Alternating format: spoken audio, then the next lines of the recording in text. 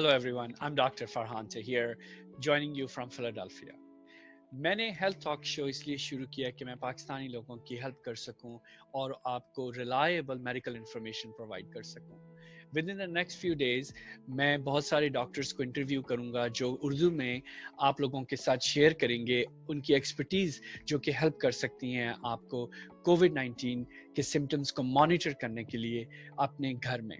बहुत सारे लोग कोविड से इफेक्टेड होंगे ड्यूरिंग दिस पेंडेमिक, इसलिए आपको ये चाहिए कि आप प्रिपेयर करें अपने आप को, अपने फैमिली को कैसे आप प्रोटेक्ट कर सकते हैं कोरोना वायरस से, इन्फेक्शन को स्प्रेड होने से अपने घर में।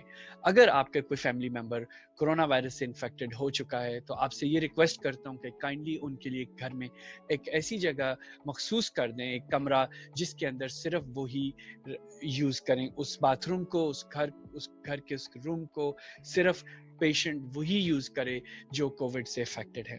नंबर 2, आप अपने घर के अंदर इनफ सैनिटाइजिंग सप्लाईज मौजूद रखें ताकि आप घर की तमाम डोर नॉब्स को और फ्रीक्वेंटली जो टच्ड एरियाज हैं उनको क्लीन कर सकें। घर के अंदर ग्लव्स और मास्क की सप्लाई मौजूद रखें।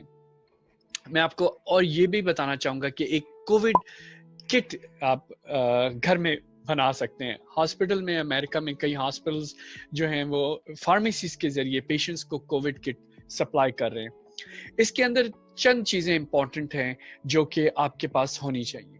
आप एक थर्मामीटर, जिससे आप पेशेंट को ये कह सकें कि वो अपना रोज़ाना टेम्परेचर चेक करे।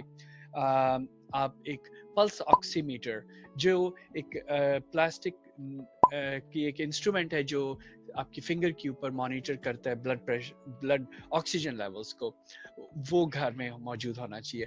उससे आपके मरीज की कंडीशन को कंटिन्यूसली मॉनिटर किया जा सकता है, बिकॉज कोरोना वायरस के पेशेंट्स के अंदर सबसे इम्पोर्टेंट बात जो जहन में रखने वाली वो ये है कि उनके ऑक्सीजन लेवल्स कम हो जाते हैं।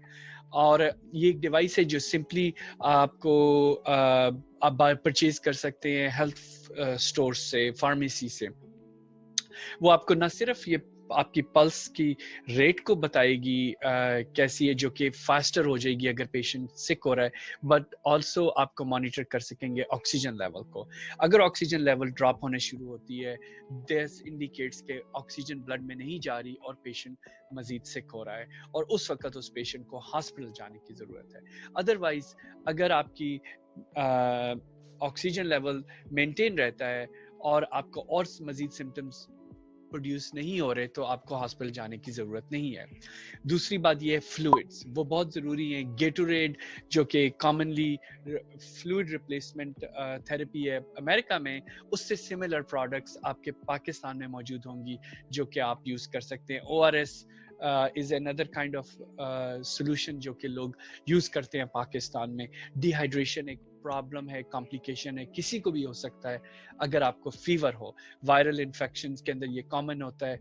डायरिया कोरोना वायरस के पेशेंट्स को हो सकता है, और आप उसको कंट्रोल करने के लिए जो इलेक्ट्रोलाइट्स के या फ्लूइड लॉस है, जो पानी की कमी है, उसको दूर करने के लिए घर में हैंड सैनिटाइजर्स मौजूद रखें, और मरीज को soap, anti bacterial soap provide कर दें। क्लीनिंग क्लोरॉक्स या वाइप्स जो होते हैं वो प्रोवाइड करें ताकि वो अपनी एनवायरनमेंट को क्लीन रख सकें। फेस मास्क घर की एडिक्वेट सप्लाई के लिए सब मेंबर्स के लिए ज़रूरी है। और एक और चीज़ जो कि बहुत इंपॉर्टेंट है वो है सिम्टम लॉग। सिम्टम लॉग ये है कि आप ये चेक कर सकें कि पेशेंट की क्या क्या सिम्टम है। मैं इस वीडियो में वो आपके साथ शेयर करूंगा लिंक, जो कि हेनरी फोर्ड हॉस्पिटल अमेरिका में ने अपने मरीजों के साथ शेयर किया।